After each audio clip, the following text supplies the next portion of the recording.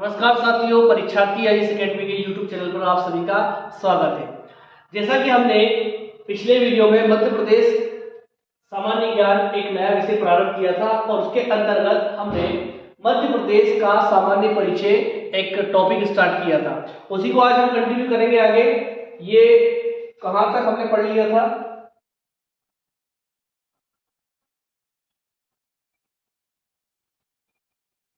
ये सब हो चुका था आपका। क्षेत्र की दृष्टि से भारत के 3 बड़े राज्य, उपनाम,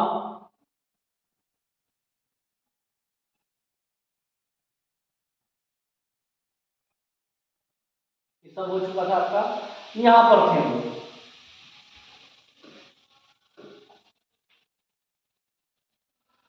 मध्य प्रदेश में कुल जिलों की संख्या कितनी है? 52। मध्य प्रदेश में जिलों की संख्या 52 एवं संभागों की संख्या कितनी है? 10। मध्य प्रदेश में कुल 52 जिले एवं 10 संभाग हैं। देखिए आपके सामने मध्य प्रदेश का नक्शा दिया है, इसमें कुल 52 जिलों के बारे में बताया गया है।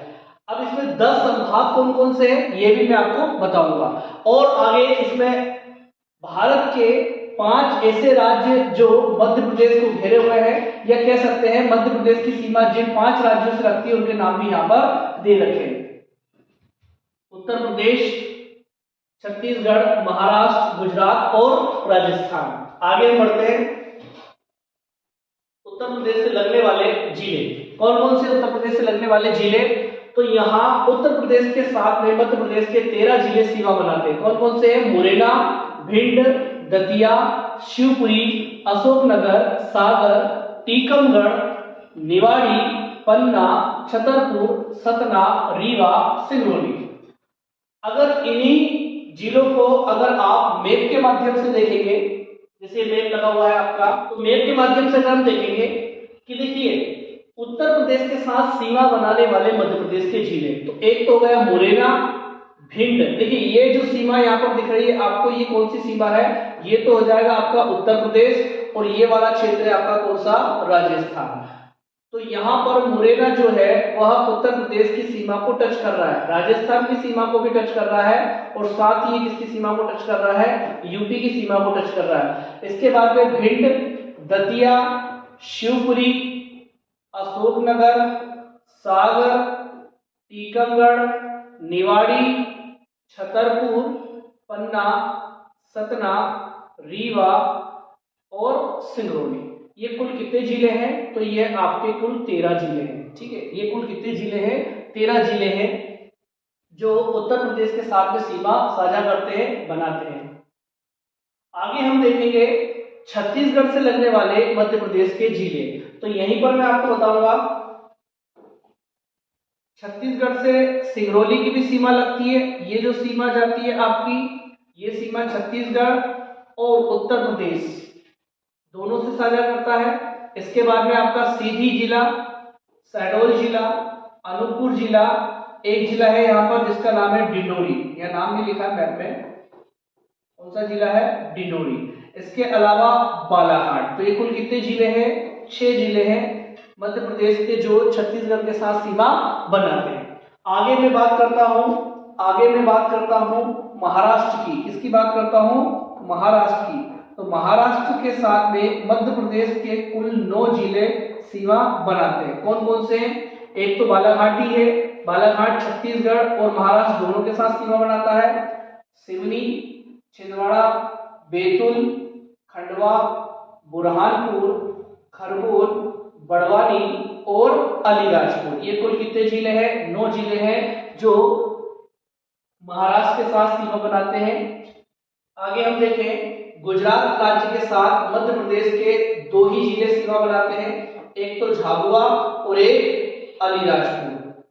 बात करते हैं राजस्थान की, तो राजस्थान के साथ कौन कौन सीमा बनाते हैं? एक तो झाबुआ, रतलाम, मंदसौर, नीमच, आगरमालवा, राजगढ़, गुना, शिवपुरी, श्योपुर और मुरैना। देखिए शिवपुरी जो है वह यूपी के साथ भी सीमा बनाता है और राजस्थान के साथ सीमा बनाता है।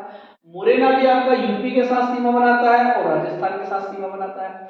तो यह भारत के 5 राज्य हैं जो मध्य प्रदेश को घेरे हुए हैं और मध्य प्रदेश के यह जिले हैं जो सीमावर्ती जिले कहलाते हैं। आगे हम देखते हैं, ये आपको दे रखा है उत्तर प्रदेश के साथ लगने वाले जिले, सभी के नाम दे रखे हैं। कितने जिले लगते हैं? 13 जिले, ठीक है। छत्तीसगढ़ के साथ 6 जिले, महाराष्ट्र के साथ 9 जिले, गुजरात के साथ 2 जिले और राजस्थान के साथ 10 जिले। ये कुल जिले हैं, ये सीमावर्ती जिले कहलाते हैं। आगे बढ़ते हैं हम लोग। यहां लिखा हुआ है मैंने सर्वाधिक अंतरराज्यीय सीमा वाला जिला। मध्य प्रदेश का ऐसा कौन सा जिला है जो सबसे ज्यादा सीमा साझा करता है? तो वो है आपका नीमच। कौन सा जिला है? वो आपका नीमच। नीमच जो है राजस्थान के साथ, वो सभी राज्यों में राजस्थान के साथ नीमच जो है क्या करता है? सीमा साझा करता है। निवाड़ी जिला उत्तर प्रदेश के साथ, अनूपपुर छत्तीसगढ़ के साथ, बैतूल महाराष्ट्र के साथ, अलीराजपुर गुजरात के साथ और नीमच राजस्थान के साथ। इन पांचों में से सबसे ज्यादा भी किसकी है? नीमच की। आगे बढ़ते हैं। मध्य प्रदेश के ऐसे जिले जो किन्हीं 2 राज्यों के साथ सीमा स्पर्श करते हैं, तो अभी जस्ट बताया मैंने, मुरैना उत्तर प्रदेश और राजस्थान के साथ सीमा साझा करता है। शिवपुरी उत्तर प्रदेश एवं राजस्थान के साथ सीमा साझा करता है। झाबुआ राजस्थान व गुजरात के साथ सीमा साझा करता है। अलीराजपुर महाराष्ट्र एवं गुजरात के साथ, बालाघाट महाराष्ट्र एवं छत्तीसगढ़ के साथ और सिंगरौली उत्तर प्रदेश एवं छत्तीसगढ़ के साथ। तो आशा करता हूं कि आपको ये सब समझ में आ रहा होगा। मध्य प्रदेश की राजधानियां। जब मध्य प्रदेश बना था 1 नवंबर 1956 से मध्य प्रदेश की राजधानी किसे बनाया गया था? भोपाल को बनाया गया था। इसके बाद मध्य प्रदेश की और कई सारी राजधानियां हम यहाँ पर मैंने लिखी है और मैं आपको बताऊंगा कि मध्य प्रदेश की राजस्व राजधानी क्या है। तो मध्य प्रदेश की राजस्व राजधानी क्या है? आपकी ग्वालियर। जब मध्य प्रदेश बना था तो मध्य प्रदेश की राजधानी को लेकर विवाद था। कैसा विवाद था कि भोपाल राज्य के मुख्यमंत्री डॉक्टर शंकर दयाल शर्मा भोपाल को राजधानी बनाने के लिए प्रयास कर रहे थे। इसके अलावा राजधानी को लेकर ग्वालियर से भी, इंदौर से भी और एक जबलपुर से भी क्या था? आपका मांगे उठी थी। तो ग्वालियर को तो दिया गया था राजस्व राजधानी। जैसे आप पटवारी की तैयारी कर रहे हैं, पटवारी बन जाते हैं, चयनित हो जाते हैं, तो आपकी जो ट्रेनिंग होगी वो कहाँ होगी? आपकी ग्वालियर में होगी। इसके अलावा इंदौर से भी राजधानी को लेकर प्रयास कर रहे थे, तो राजधानी हमने इसको व्यावसायिक राजधानी बनाया और एक रिक्त राजधानी इसको बनाया। इसके अलावा जबलपुर, तो जबलपुर जो है जबलपुर के लिए भी प्रयास किया गया था कि जबलपुर को राजधानी बनाया जाए, लेकिन जबलपुर को हमने क्या राजधानी बनाया? न्यायिक राजधानी बनाया और यहाँ पर हमने हमारे राज्य का हाईकोर्ट बनाया। अब देखिए बाकी जो है आपका ग्रीष्मकालीन राजधानी पचमढ़ी में है। गर्मियों के समय में पचमढ़ी में जाके काम किया जाता है, इसलिए इसे ग्रीष्मकालीन राजधानी कहते हैं। वित्त राजधानी की अगर बात करते हैं तो इंदौर को कहते हैं। खेल राजधानी की बात करते हैं तो हम इंदौर को क्या कहते हैं? खेल राजधानी भी कहते हैं। बात करता हूं कोयला राजधानी, तो ये सिंगरौली को कहा जाता है। संस्कार राजधानी जबलपुर को कहा जाता है। और संस्कार राजधानी का दर्जा या कह सकते हैं संस्कार राजधानी किसने इसे कहा था? तो आचार्य विनोबा भावे ने कहा था। आचार्य विनोबा भावे जिनको रमन मैग्सेसे पुरस्कार मिल चुका है और जिन्होंने भारत में भूदान आंदोलन चलाया था। ऊर्जा राजधानी की बात करता हूं मैं, तो बेडन सिंगरौली को क्या कहा जाता है? ऊर्जा राजधानी कहा जाता है। मैंगनीज राजधानी बालाघाट को कहा जाता है, क्योंकि मैंगनीज का सर्वाधिक उत्पादन कहां होता है? बालाघाट जिले में होता है। और संगीत राजधानी किसे कहते हैं? हम मैयर को कहते हैं। उस्ताद अलाउद्दीन खां की कर्मस्थली कहलाती है मैयर, और मैयर किस जिले में आता है? सतना। आपको पता होगा कि मैयर जो है जिले के रूप में प्रस्तावित है। जब कमलनाथ मुख्यमंत्री बने थे तब 4 जिले प्रस्तावित थे तभी से। कौन कौन से? सबसे पहला आपका नागदा, उज्जैन से अलग होकर बनेगा ये। चाचौड़ा, ये गुना से अलग होकर जिला प्रस्तावित है। बागली, ये आपका देवास से अलग होकर प्रस्तावित है। और एक है आपका मेयर, ये सतना से अलग होकर प्रस्तावित है। तो ये क्या थी? ये मध्य प्रदेश की कुछ राजधानियां थी, हमने देखा। आगे बढ़ते हैं हम लोग। मध्य प्रदेश से कर्क रेखा कितने जिले व कितने संभाग से होकर गुजरती है? बहुत इंपॉर्टेंट है ये कि मध्य प्रदेश के 14 जिले व 5 संभागों से होकर कर्क रेखा निकलती है। भारत के 8 ऐसे राज्य हैं जहां से कर्क रेखा गुजरती है, उसमें से एक आपका मध्य प्रदेश है। मध्य प्रदेश के लगभग बीचों बीच से कर्क रेखा गुजरती है और कितने जिलों से गुजरती है? 14 जिलों से। यहाँ पर 14 जिलों के नाम आपको दे रखे हैं, दिशा भी निर्धारित की गई है कि पश्चिम से पूर्व। तो सबसे पहला जिला आता है रतलाम, फिर उज्जैन, आगरमालवा, राजगढ़, सीहोर, भोपाल, विदिशा, रायसेन, सागर, दमोह, कटनी, जबलपुर, उमरिया व शहडोल। ये कितने जिले हैं? कुल 14 जिले हैं। और संभाग की अगर मैं बात करता हूं, पश्चिम से पूर्व सबसे पहले उज्जैन संभाग, फिर भोपाल संभाग, फिर सागर और फिर जबलपुर और फिर आता आपका शहडोल। भोपाल एकमात्र संभाग है जो पूरी तरीके से किस पर बसा हुआ है? आपका कर्क रेखा पर, जिसके 5 जिले कर्क रेखा के साथ सीमा साझा करते हैं। देखो ये है आपका राजगढ़ जिला भी किसमें आता है? भोपाल संभाग में। सीहोर जिला भी, भोपाल, विदिशा जिला भी और रायसेन जिला भी। ये 5 जिले जो है ये पूर्ण रूप से कर्क रेखा पर है। इसके आधार पर मैं कह सकता हूं कि भोपाल संभाग जो है, भोपाल संभाग के 5 जिले कर्क रेखा पर बसे हुए या फिर कर्क रेखा होकर गुजरती है। अब इसको मैं मैप के माध्यम से भी आपको दिखा देता हूं।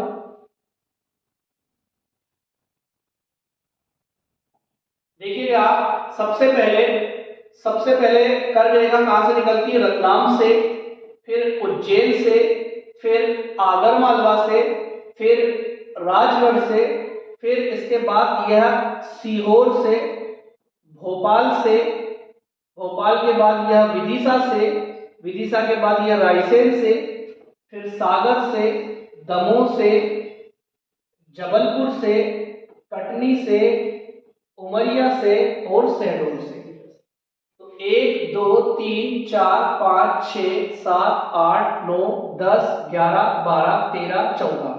तो ये कुल कितने जिले हैं? यह 14 जिले हैं जिनसे होकर भारत की सबसे महत्वपूर्ण अक्षांश 23 सही 1/2 उत्तरी अक्षांश, इसका अक्षांशी मान है ये, और इसे हम क्या कहते हैं? कर्क रेखा।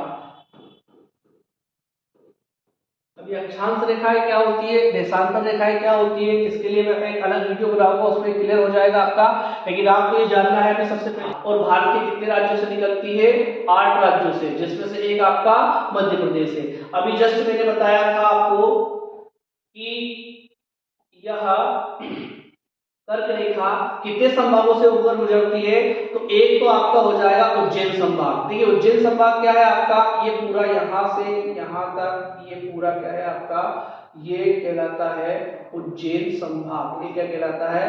उज्जैन संभाग। और ये उज्जैन संभाग से होकर कौन सी रेखा निकलती है? आपकी कर्क रेखा निकलती है। इसके बाद में ये भोपाल संभाग है, फिर उसके बाद सागर आएगा, फिर जबलपुर आएगा और शहडोल आएगा। क्लियर हो रही मेरी बात? बढ़े आगे।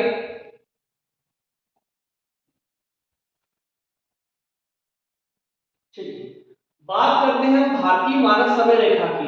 तो भारतीय मानक समय रेखा क्या होती है? भारतीय मानक समय रेखा, तो भारतीय मानक समय रेखा का जो देशांतरी मान है वो कितना है आपका? 82 डिग्री 30 मिनट। ये क्या हो जाएगा आपका? पूर्वी देशांतर। देखिए सुनेंगे आप अच्छी तरीके से कि क्या होता है देशांतरी मान। अच्छा, जो पृथ्वी होती है वह अपने अक्ष पर क्या करती है? पश्चिम से पूर्व की ओर घूमती है। Earth rotate on its axis from west to east.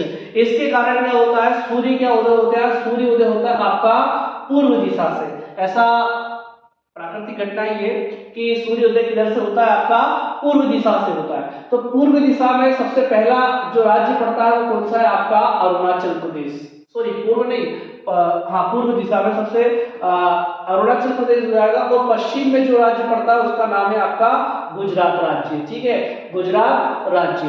अब मैं आपको बताऊंगा, आपने अगर पृथ्वी का यह ग्लोब देखा होगा तो उसमें, या मैप देखा होगा तो उसमें सबसे पहले सबसे पूर्व में जो देश आता है वो है आपका जापान। तो जापान में सबसे पहले सूर्योदय होता है, इसीलिए इसे क्या कहा जाता है? सूर्योदय का देश कहा जाता है। लेकिन सूर्योदय भारत में सबसे पहले कहाँ होता है? अरुणाचल प्रदेश में। और पश्चिम में कहाँ होता है, गुजरात में। ठीक है, मेरी बात समझ आ गई। अब सर ये जो लाइन खींची गई है 82 डिग्री 30 मिनट, ये कौन सी रेखा है? तो ये जो रेखा है ये क्यों बनाई गई? देखिए ध्यान से सुनना मेरी बात, एक ही देश में अलग अलग समय, क्योंकि देखो यहाँ के समय में और यहाँ के समय में लगभग 116 मिनट या कह सकता हूं मैं 2 घंटे का अंतर है। कितना का अंतर है? 2 घंटे का अंतर है। अब इस 2 घंटे के अंतर को खत्म करने के लिए, मतलब समझ रहे हो ना मेरी बात, कि ये सुबह 6 बजे ऑफिस जाएंगे तो ये 2 घंटे बाद ऑफिस जाएंगे, 8 बजे ऑफिस जाएंगे, तो इनके बीच में अंतर है या नहीं है? मतलब ऑफिस जो है एक ही समय में स्टार्ट होता है और ये 6 बजे ऑफिस, क्योंकि सूर्योदय यहाँ पर 2 घंटे लेट होगा। तो फिर हमने क्या किया, इसके मध्य से ही एक रेखा 82 डिग्री मान ली, जो कि कहां से निकलती है, उत्तर प्रदेश के इलाहाबाद में स्थित मिर्जापुर डेली से होकर गुजरती है, ताकि क्या है कि सूर्योदय यहाँ होता है और सूर्योदय यहाँ होता है। तो भैया ऑफिस आपको कब जाना होगा? जब सूर्य है ना यहाँ पहुंचेगा, ठीक है ना, यहाँ जब क्या हो जाएगा, सूर्योदय होगा, तब इनको भी ऑफिस जाना होगा और इनको भी ऑफिस जाना होगा, तो ये अंतर हो जाएगा आपका।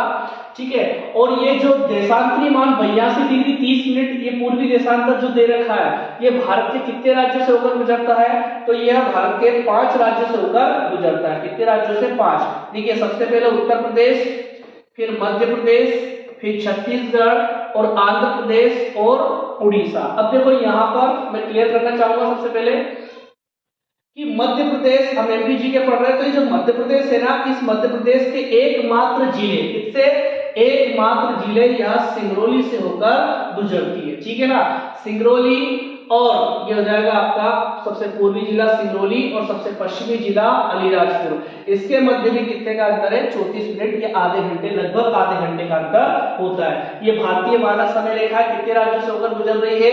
1 2 3 4 5, ये भारत के 5 राज्यों से होकर गुजरती है। और भारत में इसका जो पॉइंट है वो कहां पर बनाया गया है? उत्तर प्रदेश के मिर्जापुर में बनाया गया है। बढ़ते आगे,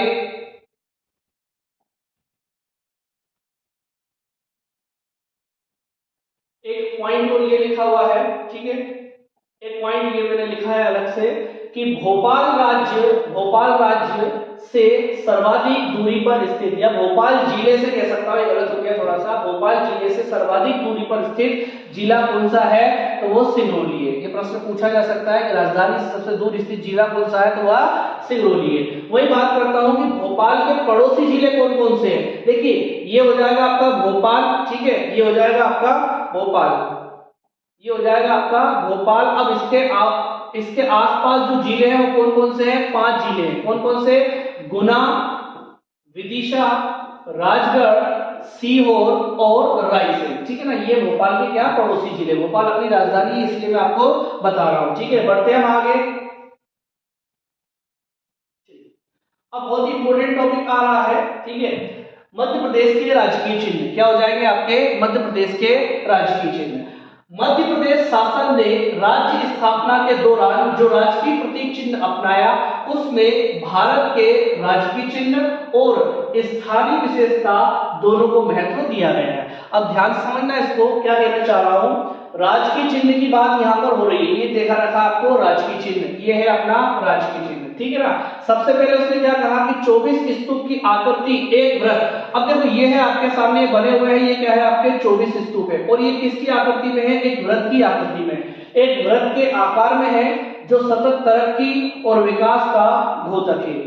इस व्रत के भीतर मध्य प्रदेश शासन और सत्यमेव जयते लिखा है। देखिए ये लिखा है मध्य प्रदेश शासन और ये सत्यमेव जयते, दोनों ही देवनागरी लिपि में लिखे। साथ ही राज्य की प्रमुख फसल गेहूं और धान। देखिए ये गेहूं और ये धान जो है आपकी क्या है कि बालियां अंकित है, और केंद्रीय व्रत में अशोक स्तंभ, ये सामने आपका क्या बना हुआ है? ये अशोक स्तंभ, ये अशोक स्तंभ बना हुआ है। सिंह आकृति और राज्य वृक्ष बरगद को दर्शाया गया है। देखिए राज्य वृक्ष भी है और ये भारत का भी राष्ट्रीय वृक्ष है बरगद, ठीक है ना। बरगद जो है वह भारत का राष्ट्रीय वृक्ष है और मध्य प्रदेश का भी क्या है? यह राजकीय वृक्ष है। इस आधार पर कह सकता हूं मैं कि यह आपका राजकीय चिन्ह है, और इसमें क्या बताया गया है? इसमें आपका राजकीय चिन्ह और स्थानीय विशेषता दोनों के बारे में बातें की गई है। बढ़ते हैं आगे। देखिए यहाँ पर डायग्राम में भी अलग से मैंने मेंशन किया है। देखिए ये तो हो जाएगा आपका अशोक स्तंभ, इसमें बना हुआ है गेहूं की बाली, तो ये गेहूं की बाली हो जाएगी आपकी। धान की बाली, अशोक स्तंभ, धान की बाली, और ये थोड़ा गलत हो गया, ठीक है ना। धान की बाली यहाँ पर दे रखी है। ये आपका जो हरे कलर में दिख रहा है ये आपका बरगद का वृक्ष है, जो कि राजकीय और राष्ट्रीय वृक्ष दोनों है। और ये सामने आपका दे रखा है 24 स्तूप, सांची के स्तूप की स्मृति में से बनाया गया। सांची का स्तूप किसने बनाया था? तो सांची का स्तूप अशोक ने बनवाया था रायसेन जिले में, ठीक है। बढ़ते हैं आगे। देखिए अब यहाँ पर आपका राजकीय वृक्ष जो है, ये राष्ट्रीय वृक्ष जो है बरगद के बारे में, जिसको गांव में कहा जाता है बड़ या वट वृक्ष, ठीक है। बरगद का जो वृक्ष है, बरगद का जो वृक्ष है, ठीक है ना, इसका जो वैज्ञानिक नाम है वो है फाइकस बेंगालिसिस। इसका उपयोग इसमें किया जाता है औषधि निर्माण व उपचार में इसका उपयोग किया जाता है। और मैंने अभी जस्ट बताया कि यह भारत का भी राष्ट्रीय वृक्ष है, ठीक है। आगे बात करते हैं हम भारत के राजकीय पक्षी की। तो राजकीय पक्षी क्या है? दूधराज या सहाय बुलबुल। इसका वैज्ञानिक नाम क्या है आपका? टर्फिस फोन पैराडाइज फ्लाईकेचर। और खास करके कहां पाया जाता है ये सरदारपुर जो कि धार जिले में स्थित है, और सेलाना जो कि आपका रतलाम जिले में स्थित अभ्यारण्य है, वहां पर इसका क्या किया जाता है? संरक्षण किया जाता है। बढ़ते हैं हम आगे। देखिए राजकीय पशु आपका क्या है? बारहसिंगा। तो बारहसिंगा जो है किस प्रजाति का है? ये है आपका ब्रेडरी प्रजाति का। किस प्रजाति का है? ब्रेडरी प्रजाति का। स्वयं डियर कहां पर पाया जाता है आपका? खास करके यह कान्हा किसली राष्ट्रीय उद्यान में पाया जाता है, और इसका वैज्ञानिक नाम क्या है? रूसरवर्स डुआउसेली। क्या हो जाएगा? रूसरवर्स डुआउसेली, ठीक है ना। आगे बढ़ते, बरगद का वैज्ञानिक नाम क्या है? फाइकस बेंगालिसिस। अभी जस्ट मैंने आपको बताया था फाइकस बेंगालिसिस। तो यहाँ जो है रूसरवर्स डुआउसेली, रूसरवर्स डुआउसेली किसका साइंटिफिक नेम है? राजकीय पशु बारहसिंगा का, ठीक है ना। हाँ एक और बात, इसे कान्हा का गहना भी कहते हैं, क्योंकि कान्हा राष्ट्रीय उद्यान में पाया जाता है, इसलिए इसे कान्हा का गहना भी कहते हैं। ये लिखा हुआ है यहाँ पर। अब बहुत इंपॉर्टेंट बात मैं आपको बता रहा हूँ कि नोट करके यहाँ पर लिखा मैंने, मध्य प्रदेश में राज्य स्थापना की 25वीं वर्षगांठ। 25वीं वर्षगांठ कब बनाई गई थी आपकी? है ना, सिल्वर जुबली, रजत जयंती 1 नवंबर 1981 के अवसर पर राजकीय वृक्ष बरगद, राजकीय पक्षी दूधराज, राजकीय पशु बारहसिंगा को घोषित किया गया। देखो यहाँ पर लिखा भी है, मध्य प्रदेश में राज्य स्थापना की 25वीं वर्षगांठ को रजत जयंती के रूप में बनाया गया या सिल्वर जुबली के रूप में बनाया गया। बढ़ते हैं आगे। मध्य प्रदेश का राजकीय नृत्य। तो मध्य प्रदेश का राजकीय नृत्य क्या है? राई।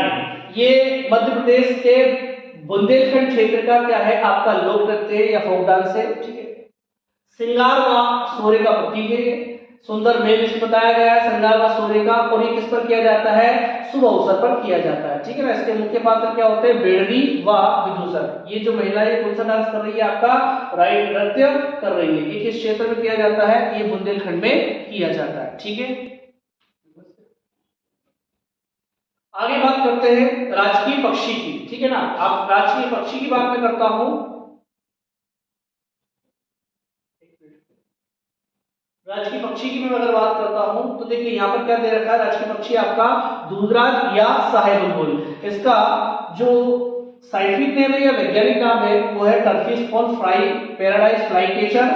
और ये मुख्य क्षेत्र इसका क्या है? सरदारपुर धार जिले में स्थित अभ्यारण्य और रतलाम जिले में स्थित सेलाना अभ्यारण्य। यहाँ पर क्या किया जाता है? आपका दूधराज या सहाय बुलबुल का क्या किया जाता है? संरक्षण किया जाता है। बढ़ते हैं आगे।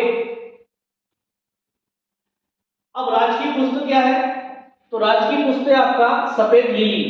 इसका साइंटिफिक नेम या वैज्ञानिक नाम है लिलियम टेंडिमम, ठीक है ना। ये कहां पाया जाता है? शीतोष्ण व उपोष्ण जलवायु क्षेत्र में पाया जाता है। अब शीतोष्ण और उपोष्ण, ठीक है ना, शीतोष्ण व उपोष्ण, तो ये दोनों एक ही होते हैं, ठीक है ना। शीतोष्ण या उपोष्ण जलवायु क्षेत्र होता क्या है? देखो ध्यान से सुनना मेरी बात। ये है आपकी पृथ्वी, और ये पृथ्वी के है ना मध्य से एक रेखा निकली है, या भू से एक मध्य रेखा निकली है जिसका नाम है भूमध्य रेखा।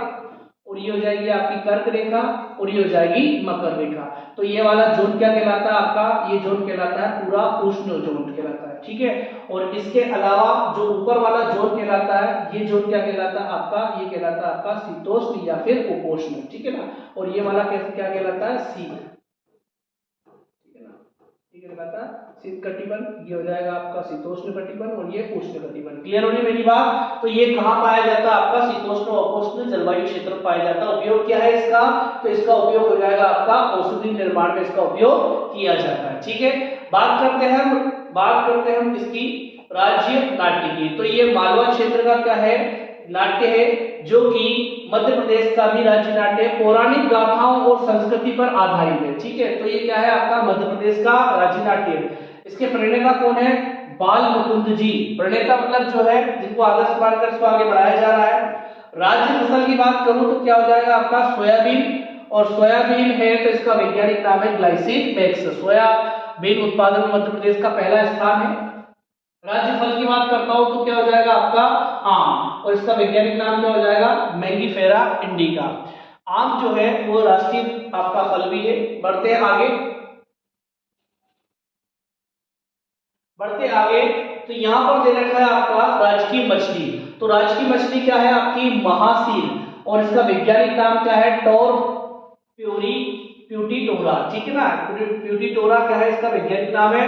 और ये कहां पर पाई जाती है? नर्मदा नदी में पाई जाती है। इसे वर्ष 2011 में मध्य प्रदेश की राजकीय मछली का दर्जा प्राप्त हुआ है। ठीक है, और यहाँ एक बहुत इंपॉर्टेंट बात लिखी हुई है, क्या? नोट करके कि 2012 में IUCN द्वारा, IUCN का मतलब क्या होता है? International union for conservation of nature. इसका हेडक्वार्टर कहां पर है आपका? ग्लैंड, स्विट्जरलैंड में। और इसकी स्थापना कब हुई थी? 5 अक्टूबर 1948 में फ्रांस में हुई थी, लेकिन इसका वर्तमान इसका मुख्यालय कहां पर है? ग्लैंड, स्विट्जरलैंड में। ठीक है, तो उसके द्वारा 2012 में इस प्रजाति को, इस मछली की प्रजाति को क्या विलुप्त घोषित किया गया है। मध्य प्रदेश सरकार ने इसी मछली को राजकीय मछली घोषित किया है। और ये कहां पाई जाती है? खासकर नर्मदा नदी में। ठीक है, बढ़ते हैं आगे। राजकीय नदी, अब मध्य प्रदेश की राजकीय नदी कौन सी है? नर्मदा नदी है। ठीक है ना, नर्मदा नदी जो है मध्य प्रदेश की जीवन रेखा कहलाती है। और इसे जीवित नदी का दर्जा भी कब दिया गया है? 2017 में दिया गया है। राजकीय भाषा, मध्य प्रदेश में सर्वाधिक बोली जाने वाली भाषा कौन सी? हिंदी। और राजकीय दिवस कब है हमारा? 1 नवंबर, क्योंकि 1 नवंबर 1956 को मध्य प्रदेश का गठन किया गया था। 1956, 1 नवंबर 1956 को मध्य प्रदेश सहित भारत में 14 राज्य व 6 केंद्र शासित प्रदेश बनाए गए थे। क्या बनाए गए थे? 6 केंद्र शासित प्रदेश बनाए गए थे। उसमें से एक आपका मध्य प्रदेश भी था। ठीक है ना, तो इसीलिए हम क्या कहते हैं? 1 नवंबर को क्या बनाया जाता है? आपका राज्य स्थापना दिवस मनाया जाता है या राजकीय दिवस मनाया जाता है। बढ़ते आगे, मध्य प्रदेश का राजकीय गान। तो मध्य प्रदेश का राजकीय गान क्या है? सबका दाता सबका साथी सबका ये संदेश है, माँ की गोद पिता का आश्रय, मेरा मध्य प्रदेश है। तो राजकीय गान जो है आपका क्या हो जाएगा? मेरा मध्य प्रदेश। इसे वर्ष 2010-11 में क्या किया गया है? राजकीय गान घोषित किया गया है। इसके रचयिता तो है महेश श्रीवास्तव, लेकिन इसके जो गायक है कुमार शांतनु मुखर्जी है ना, उनको शॉर्ट नेम क्या है? उनका शॉर्ट नेम क्या हो जाएगा? शांतनु मुखर्जी। ठीक है ना, शांतनु मुखर्जी का संबंध मध्य प्रदेश के किस जिले से है? ये आप मुझे कमेंट सेक्शन में बताइए कि मध्य प्रदेश के किस जिले से शान का संबंध है। और इसका जो म्यूजिक दिया है, संगीत दिया है, वो सुनील झा और आदेश श्रीवास्तव ने इसका म्यूजिक और संगीत दिया है। आगे हम बात करते हैं कि महेश श्रीवास्तव जी की जो पुस्तक है उसका नाम है कि प्रणाम है। क्या है आपका? प्रणाम मध्य प्रदेश। प्रणाम मध्य प्रदेश, प्रणाम मध्य प्रदेश इनकी पुस्तक का नाम है। ठीक है, और आगे मैं बात करता हूं मध्य प्रदेश में 3 विश्व धरोहर स्थल है, वर्ल्ड हेरिटेज साइट स्थित है। एक तो है आपका खजुराहो, जिसे वर्ष 1986 में विश्व धरोहर की सूची में शामिल किया गया। 1989 में सांची, जो कि कहां पर आता है? आपका रायसेन जिले में। और भीमबेटका 2003 में, ये भी किसमें आता है? आपका रायसेन जिले में आता है। मतलब रायसेन जिले में 2 विश्व धरोहर स्थल स्थित है। खजुराहो जो आता है छतरपुर जिले में आता है। इसके अलावा मांडू और ओरछा 2019 में प्रस्तावित है। और भेड़ाघाट और सतपुड़ा इन्हें 2021 में प्रस्तावित किया गया है। तो अभी तक मध्य प्रदेश में कितने विश्व धरोहर स्थल है? तो केवल 3 याद रखना है आपने को। ठीक है, और यहाँ पर वर्ष भी दे रखे, कब इन्हें घोषित किया गया है। चलिए दोस्तों, आज हमने देखा ये मध्य प्रदेश का सामान्य परिचय लगभग आपका कंप्लीट होता है। आज के लिए इतना। अगली क्लास में हम देखेंगे मध्य प्रदेश की कुछ प्रशासनिक सामान्य जानकारी, जैसे मध्य प्रदेश में कुल जिले, संभाग, और संभाग के अलावा मध्य प्रदेश में कुल कितनी तहसीलें हैं, मध्य प्रदेश में कुल कितने नगर निगम हैं, कुल कितनी विधानसभाएं हैं, ठीक है ना, लोकसभा सीटें कितनी है, राज्यसभा सीटें कितनी है, कितनी सीटें आरक्षित है, ये हम अगले वीडियो में देखने वाले हैं। और इसके साथ ही हम जल्द ही मध्य प्रदेश का गठन, एक जो टॉपिक है वो स्टार्ट करने वाले हैं। Thank you so much. अगर वीडियो अच्छा लगता है तो लाइक कीजिए, शेयर कीजिए और साथ ही चैनल को सब्सक्राइब कर लीजिए, ताकि आने वाले जितने भी विषय हैं उनके भी आपको वीडियो लेक्चर का नोटिफिकेशन आपको मिलते रहे। धन्यवाद।